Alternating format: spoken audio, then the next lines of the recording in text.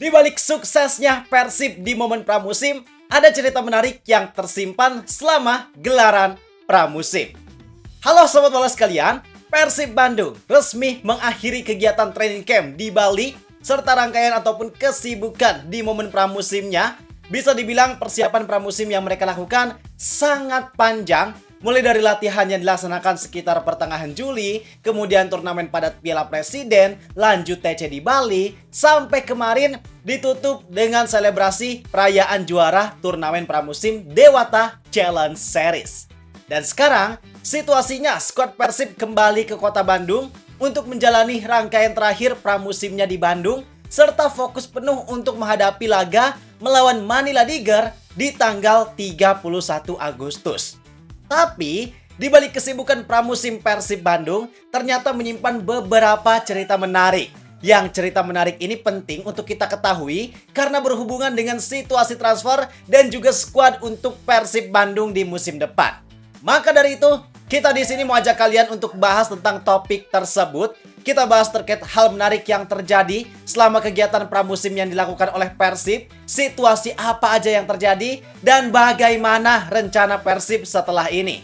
Biar kita semua gak ketinggalan informasinya, pastiin kalian tonton video ini sampai akhir, like dan subscribe, dan juga jangan lupa bareng gua Zidane Fatoni. Langsung aja kita bahas biar gak gitu-gitu doang. Tahu sepak bola.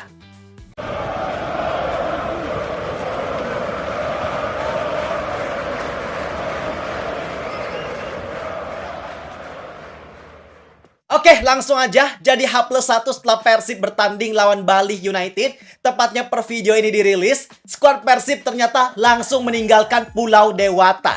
Artinya, rangkaian training camp skuad Persib di Bali udah selesai. Bisa dibilang training campnya cukup singkat ya. Kurang lebih persiapannya cuma dilakukan mengikuti jadwal dari kompetisi Dewata Challenge Series. Kelihatannya, training camp yang mereka lakukan sekarang memang gak seintensif seperti training camp yang mereka lakukan di musim kemarin di Thailand.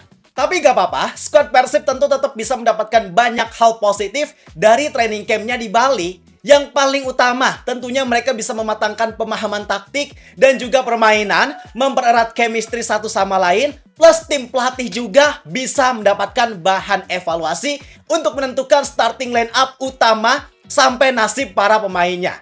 Dan sekarang, situasinya masih ada sekitar 12 hari lagi menuju pertandingan lawan Manila Tiger. Apa yang bakal skuad Persib lakukan? Nah, ini penting untuk kita pahami.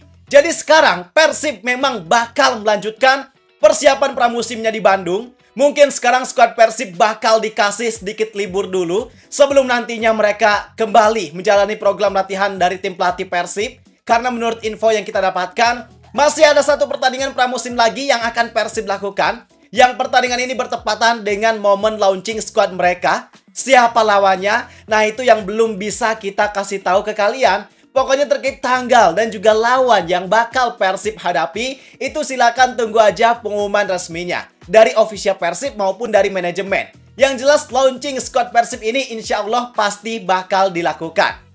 Nah, kemudian sekarang kita bakal bahas beberapa situasi unik yang berkaitan dengan situasi pemain maupun skuad Persib Bandung.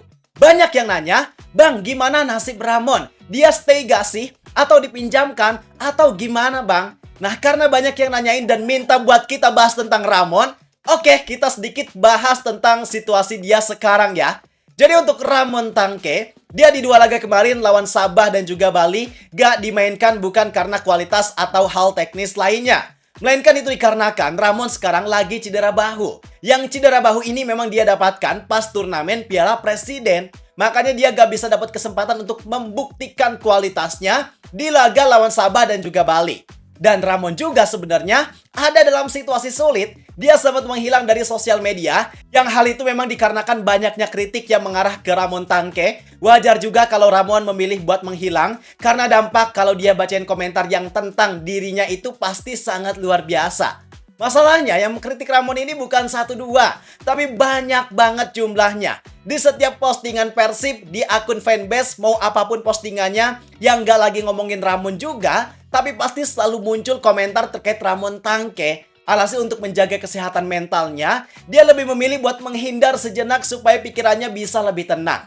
Dan sekarang ternyata Pria Brazil itu kembali ke sosial media. Tentu kembalinya Ramon ini cukup jadi pertanyaan besar karena ada beberapa kemungkinan yang terjadi. Pertama, mungkin Ramon udah lebih bisa menerima situasi. Dia udah lebih bisa menerima kritik yang disampaikan ke dia. Kritiknya gak mempengaruhi mental maupun psikologisnya. Makanya dia sekarang berani untuk kembali ke sosial media karena mentalnya udah lebih kuat. Tapi, satu sisi lainnya, bisa jadi ini merupakan tanda terkait masa depan dirinya. Mungkin sekarang dia udah mendapatkan kepastian terkait posisinya di Persib Bandung itu seperti apa. Entah dia udah dipastikan aman atau dia udah dipastikan bakal pergi. Yang situasi tersebut bikin dia merasa lebih tenang. Alhasil komentar negatif ataupun kritik dari netizen mungkin gak bikin dia overthinking lagi. Cuma memang kalau kita lihat situasinya, apalagi dengan Persib yang ternyata masuk ke salah satu grup neraka di ACL2, mereka harus gabung bareng FC Seoul, Melbourne Victory, dan juga The Chong Viettel FC. Yang situasi tersebut memang mau gak mau bikin Persib harus meningkatkan kualitasnya lagi kalau mau bisa lebih bersaing di sana. Karena jujur, kalau untuk posisi nomor 9 cuma mengandalkan Balša Sekulic, pasti Persib bakal kerepotan. Sedangkan kemarin kita lihat Baros di nomor 9 ternyata kurang maksimal. Ragnar pun kalau dipasang di posisi itu pasti gak sepenuhnya maksimal juga. Maka mau gak mau memang Persib harus punya striker pelapis yang sepadan untuk Balša Sekulic. Dan kalau mengandalkan Ramon, rasanya kualitas yang dia miliki gak cukup baik untuk bisa bersaing melawan klub level tinggi di fase grup ACL2 nantinya. Jadi memang kemungkinan terbesar untuk situasi Ramon sekarang bisa jadi dia mungkin gak akan jadi pilihan utama dari Igor Tolić. Dan penentuan nasibnya pasti bakalan terjadi dalam waktu dekat, bisa jadi sekarang atau bisa jadi juga setelah laga lawan Manila Tiger. Kalau nantinya Persib menang lawan Manila Tiger, maka ada kemungkinan Persib memang bakal melakukan beberapa penyesuaian supaya skuadnya bisa lebih matang lagi untuk bersaing melawan FC Seoul, Melbourne Victory, dan juga Viettel FC. Itu untuk situasi dari Ramon Tangke. Kemudian, banyak juga yang nanya, Bang, gimana kabarnya Tom Haye? Kok kemarin gak kelihatan? Kok pas perayaan gelar juara dia malah gak muncul? Kemana emangnya, Bang? Nah, ini juga yang memang masih menjadi tanda tanya. Kita masih belum bisa mendapatkan alasan pasti terkait kenapa Tom Haye diganti di babak kedua dan malah gak kelihatan muncul sampai akhir pertandingan termasuk pas skuad Persib ngerayain gelar juara.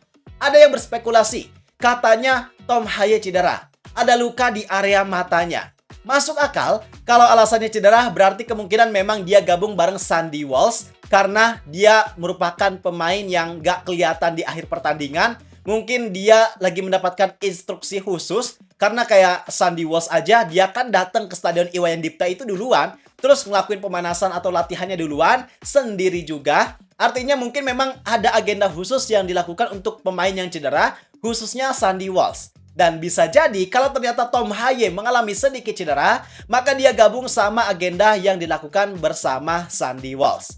Jadi kalian gak perlu khawatir berlebih lah. Gak perlu berspekulasi kemana-mana. Sampai gue lihat di sosial media ada yang bilang kalau Tom Haye bakal keluar dari Persib. Tentu itu jadi kabar yang gak benar. Karena Tom Haye pastinya tetap jadi andalan utama di skuad Persib Bandung. Cuma yang perlu kita sorot dari Tom Haye di laga kemarin khususnya adalah emosionalnya. Mungkin kita semua juga udah tahu bahwa Tom Haye adalah pemain yang emosional. Tapi di laga kemarin emosionalnya ini justru malah jadi salah satu aspek yang berdampak terhadap permainan Tom Haye bahkan Persib di babak pertama.